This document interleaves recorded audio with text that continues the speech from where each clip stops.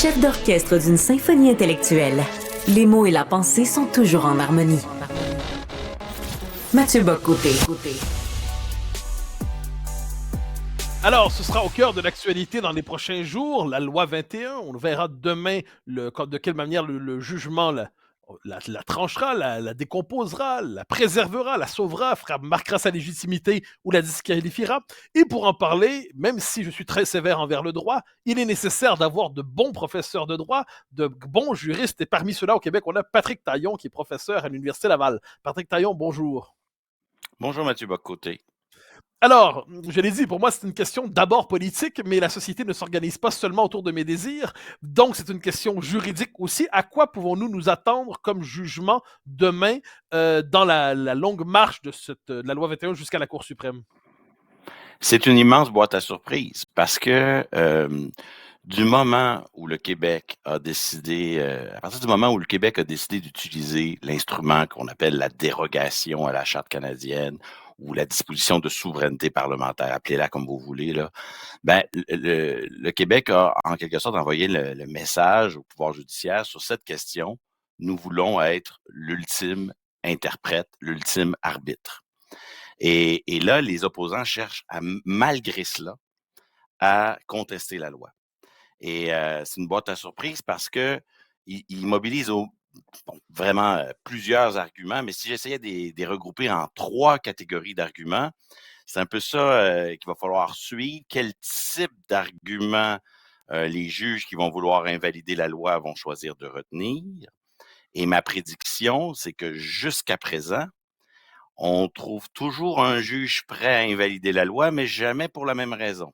C'est-à-dire que en première instance, sur le fond, le juge Marc-André Blanchard, lui, il l'a invalidé pour les anglophones et pour les élus à l'Assemblée nationale. Sur le provisoire, la juge Duval-Essler, elle, c'est un argument lié à l'interprétation de l'égalité homme-femme qu'elle avait entendu à l'association Lord Reading plaidé par le doyen de McGill, le professeur Leakey. Donc, vous voyez ici, on a 2 juges qui ont osé invalider la loi malgré la dérogation, mais chaque fois sur des chemins argumentatifs différents. Alors là, on a un délibéré qui a duré plus d'1 an et moi, je ne serais pas surpris que ce long délai de délibération soit causé 2 hypothèses, soit parce qu'on a à tout prix essayé de s'entendre avec un jugement à l'unanimité, comme on en a eu récemment sur la protection de l'enfance chez les Autochtones, ou qu'au contraire, les juges retiennent des argumentations audacieuses, mais qui ne sont pas du tout convergentes. Et là, on aurait alors des décisions qui empruntent des chemins argumentatifs très variés. Si je reviens aux 3 types d'arguments là, rapidement, imaginons que la dérogation, c'est, pour utiliser une métaphore guerrière, vous me le pardonnerez, Oui. imaginons que la dérogation, c'est comme une fortification que l'on met autour de la loi, du Parlement.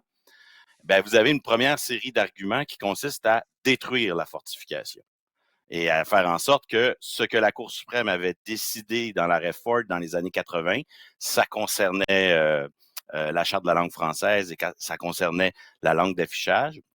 À l'époque, la Cour suprême avait dit la plus préventive des dérogations et la plus systématique, celle utilisée par le gouvernement Lévesque au lendemain du rapatriement, où le gouvernement l'Assemblée nationale avait voté dans toutes les lois du Québec une dérogation. Donc, c'était une loi omnibus ou une loi mammouth, c'est-à-dire une loi qui modifie plusieurs lois.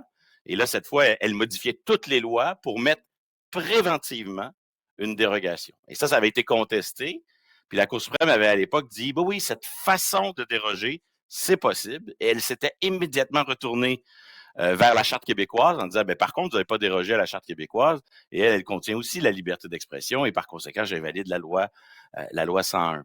Et donc, le premier type d'argument, c'est vraiment de dire, malgré ce que la Cour suprême a décidé dans les années 80, malgré le compromis historique de 1982 auquel le Québec n'a pas participé, mais il y avait des provinces du reste du Canada qui s'opposaient à la Charte, on va détruire la dérogation et maintenant, on va dire que les juges ont le droit de contrôler malgré la dérogation. Donc ça sera le premier type d'argument qui, pour l'instant, dans les instances précédentes, personne n'a osé aller là, même si en première instance, le juge Marc-André Blanchard disait « Moi, j'aimerais bien pouvoir y aller, mais je ne vois pas trop comment on pourrait organiser ça. » Et deuxième type d'argument, je dirais, c'est d'utiliser la Charte canadienne, mais les articles auxquels on n'a pas le droit de déroger.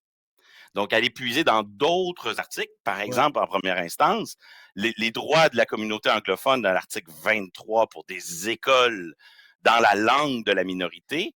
On a étiré le droit des écoles dans la langue de la minorité pour que ça devienne le droit d'administrer leurs propres écoles. Et là, le droit d'administrer leurs propres écoles inclut le droit de se soustraire à une norme générale commune comme la loi 21. Donc, deuxième type d'argument, puiser dans le reste de la charte ces articles auxquels on n'a pas le droit de déroger.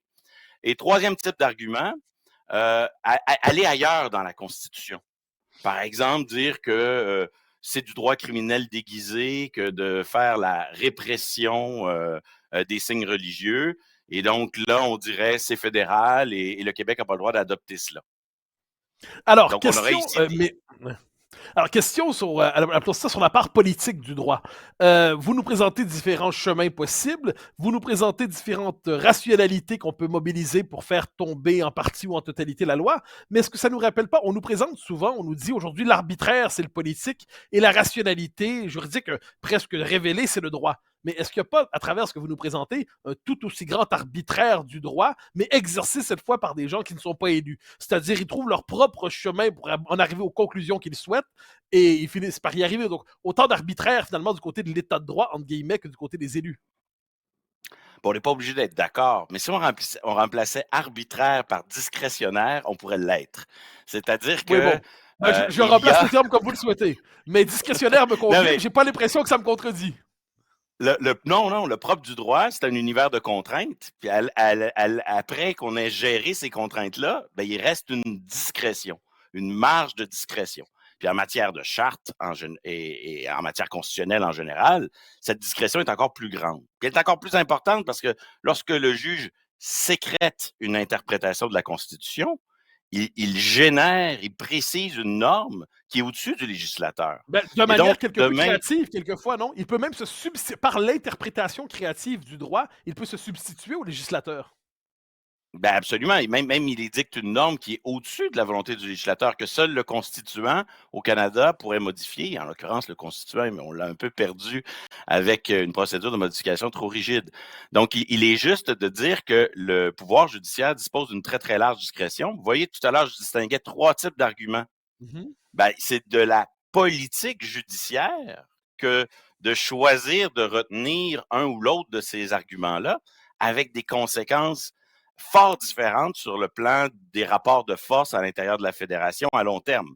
Si vous choisissez, par exemple, de dire la fortification qui est la dérogation, la protection qu'elle procure, elle n'existe plus. Nous, les tribunaux, on décrète que dorénavant, nous avons le droit d'enjamber la dérogation. Nous avons le droit de la contrôler. Ben, c'est tout le rapport de force entre le politique et le judiciaire, rapport de force qui avait considérablement évolué à partir de 82 en faveur du judiciaire, mais qui, là, viendrait franchir en quelque sorte là, le dernier pas pour dire nous avons en toutes circonstances le dernier mot.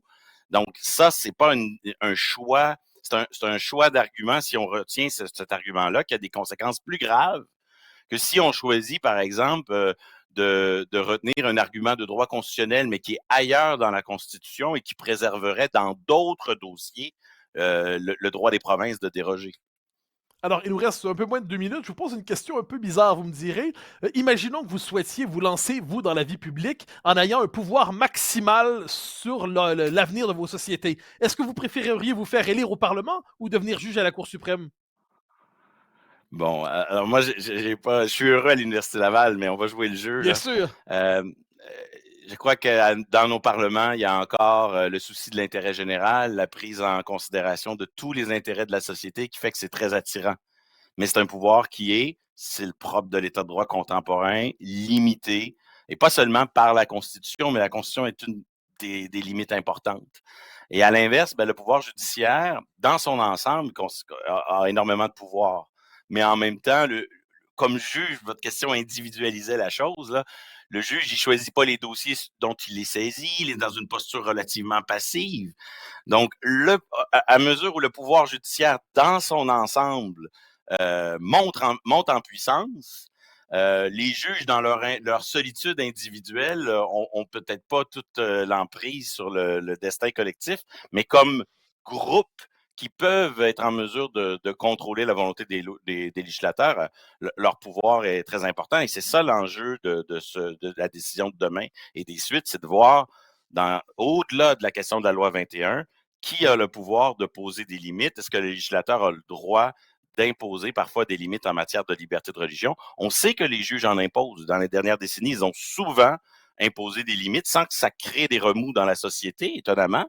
Mais quand c'est le législateur, au contraire, ça suscite de la controverse et il faudra voir si les juges reconnaissent encore le compromis de 82 et ce droit des parlements de eux aussi participer à la définition et à l'équilibre des droits.